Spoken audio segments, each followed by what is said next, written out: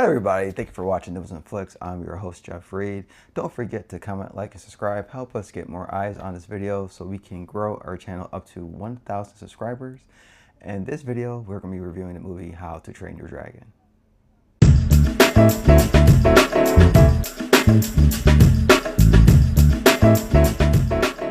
The ancient threat endangers both Vikings and dragons alike.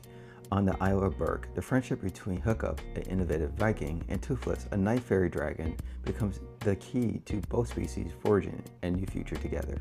The movie is directed and written by Dean Dubois, who was also the person who written and directed the previous films. The movie is starring Mason Thames as Hiccup, Nico Parker as Astrid, Nick Frost as Goldberg, and Gerard Butler as Stoic. So I watched the original first 2 out of 3 original films of this trilogy.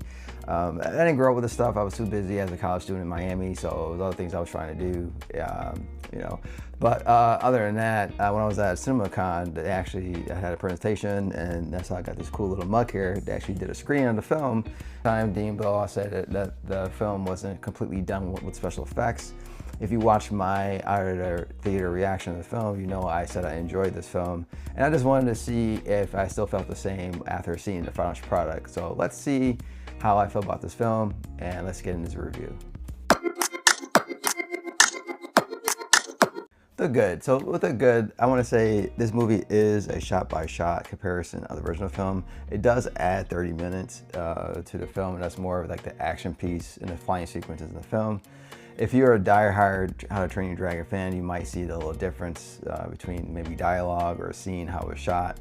But other than that, I think that what they did in this film was actually fun, and we're gonna break it down what I actually liked. The main characters in this film are very lovable and bring a lot of heart in the film. I believe Mason Thames just does an amazing job playing Hiccup. He plays the awkward kid, but also likable very well. And also playing up against a CGI character, he just does a great job of playing a character who's not even there. When he played in the movie Black Foam, he was just a little bit younger, but he was absolutely amazing in that film, and actually seeing this film. He's just one of those young actors you just want to keep an eye on. So he actually shows his action chops here. As a young actor, when he's playing against a CGI character, he just shows where everything relies on him. He's basically building all the heart and all the joy in the film. And if you don't believe him is having a great relationship with Toothless, then it's not going to work out. The movie works because the dynamics between Hiccup and Toothless, you actually believe them. They bring a lot of heart, a lot of charm into the story, and it does live up to the original film as well. And I think just watching them, these two characters on screen, how they bond with each other, where they start from and where they ended off at the end, is just very beautiful and magical, and it basically brings you back to the original film. And that's what you actually need to have this film be successful, is have these two characters play off. Does it match the original? I would say it does. It has its own way of doing it, and I think that's what makes it very special. Nico Parker as Astrid, she plays the love interest of Hiccup in this film. She plays a tough girl who wants to win the tournament, becomes the ultimate dragon slayer. And I think she does a great job in this film. She portrays Astrid very well. She shows that she is the strongest person in the room when it comes to their training. And you believe that she can kill a dragon if she was put up to the test to do that. However, I do feel like she was a little less expressive as the original film, and also the love interest, the love story between her and Hiccup really didn't get going till the middle of the film, and it doesn't really feel like it's really a love thing. It's more kind of like they're being friends. However, I think Nico Parker did a fantastic job. Gerard Butler plays Stoic, and I think he just does an amazing job playing his character. He understands his character. He knows what this character is. He's playing his character throughout the franchise, so he definitely knows how to play this character. And it is a great scene him playing him in live action. And I think he brought every element that he does as a voice actor into this live action film, and he actually believe that he is stoic, and he does a great job. It's a perfect character for him. It's a character that he usually plays anyway, so he just matches right into the film, and he just brings that character to life. And that's something I was kind of excited about, because you actually see him playing the character that he played as a voice actor in the original films. The cinematography in this film was absolutely fantastic. And I love how they used certain shots, how they used the flying techniques as well when it came to Hiccup and Toothless.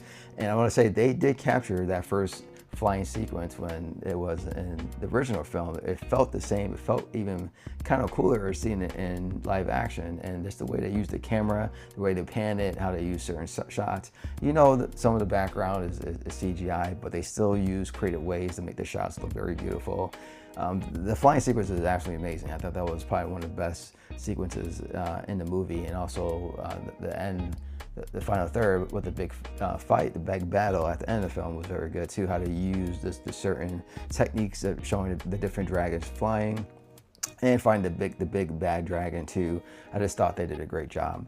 Another thing I like about this film too is the designs of the dragons. I thought they were absolutely fantastic. They kind of match what they were in the movies, and they look very real. They look very real and very cool, especially the big bad. The big bad was absolutely amazing. I like how they made that. But they just did a great job making Toothless great. They made all the other dragons great as well. And when it comes to seeing these characters coming to life, it just full of joy. And I think families that go see this film are going to love it because it's a very good, very hopeful, very happy, fun.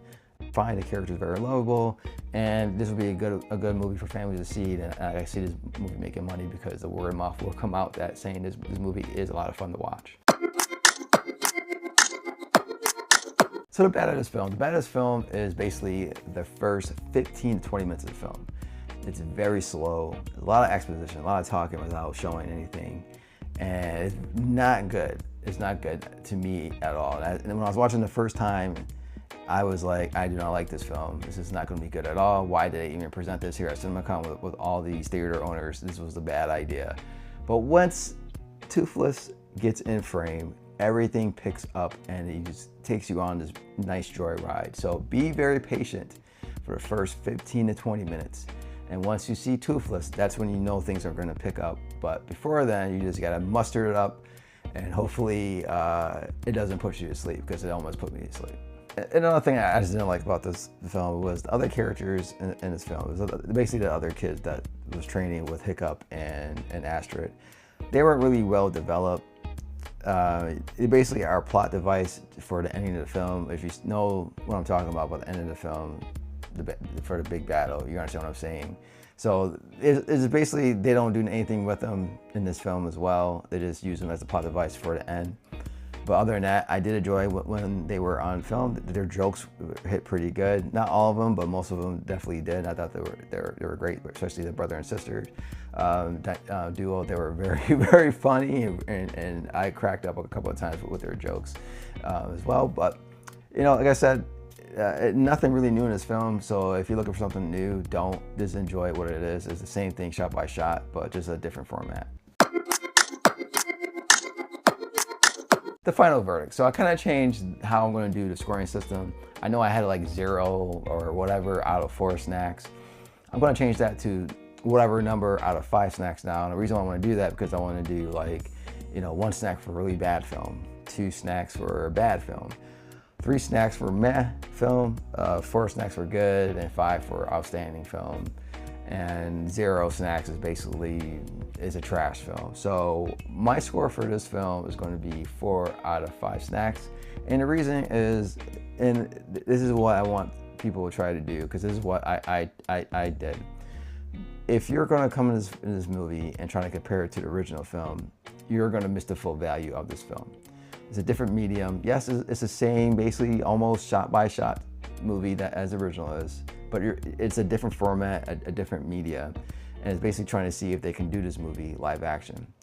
When it comes to Hiccup and Toothless and their relationship and how their bond and how dynamic it is, and where you follow their journey, is absolutely enjoyable to watch. The fly sequences are amazing. The final battle of the film is fantastic as well.